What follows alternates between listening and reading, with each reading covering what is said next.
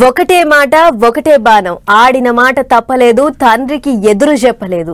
ఎంత పెద్ద కష్టం వచ్చినా ధైర్యంగా నిలబడ్డాడు అధర్మాన్ని ఎదిరించి ధర్మాన్ని కాపాడిండు అందుకే ఆ శ్రీరాముడు మనందరికీ ఆదర్శమైండు అందుకే మన దేశంలో శ్రీరాముని కొల్వని ఊరు లేదు అన్నట్టు అయోధ్యల ధ్వజారోహణం పండుగ కన్నుల పండుగ లెక్కనే అయ్యిందట పాండ్రి మనం కూడా అట్లా పోయి చూసేద్దాం ఆగో అట్లా అయోధ్య బాలరామయ్య గుడి గోపురం మీదకి ఎక్కింది ధర్మధ్వజం ముందుగాల ప్రధానమంత్రి Modi sir RSS chief Mohan Bhagwat UP CM Yogi sir అందరూ పూజలు చేసిండ్రు అటెనక జెండా ఎక్కిచ్చిండ్రు అయోధ్య రామాలయం కట్టుడు పనంతా ఒడిసింది అని లోకమంతటికి తెలిసేటట్టు గిట్ల ధ్వజారోహణం కన్నుల పండుగ లెక్కనే చేసిండ్రు అంతెత్తు శిఖరం మీద 22 అడుగుల పొడవు 11 అడుగుల ఇశీరంతోని కాషాయ రంగుల ధర్మధ్వజం రెపరెపలాడింది జెండా మీద రామయ్య తేజస్సు శౌర్యం తెలిసేటట్టు సూర్యుని బొమ్మ కోవిదార చెట్టు ఓంకారం గుర్తులున్నాయి అప్పట్లో కశ్యప మహాముని మందార పారిజాత మొక్కలను కలిపితే కోవిదార అనే చెట్టు పుట్టిందట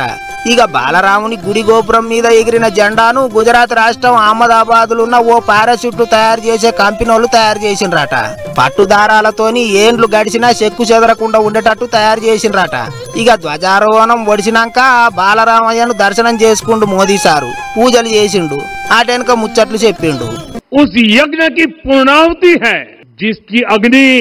500 वर्ष तक प्रज्वलित रही जो यज्ञ एक पल भी आस्था से डिगा नहीं एक पल भी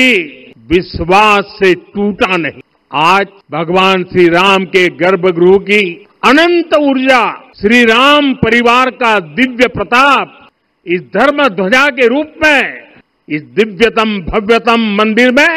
प्रतिष्ठापित हुआ है అయోధ్యలో రామ మందిరం కట్టాలని 100 ఏండ్ల సంధి హిందువులు కలలు కానారని ఆ కళ ఇన్నేండ్లకు సాకారం అయింది అన్నట్టు మాట్లాడిండు సారు ఇక అట్లుంటే అయోధ్యలో రామాలయం కట్టనికే రామ భక్తులు 3000 కోట్లకు ఎక్కువనే విరాళాలు ఇచ్చిండ్రట అందులోకేంచి గుడి కట్టనికే 1800 కోట్లు ఖర్చు అయినాయట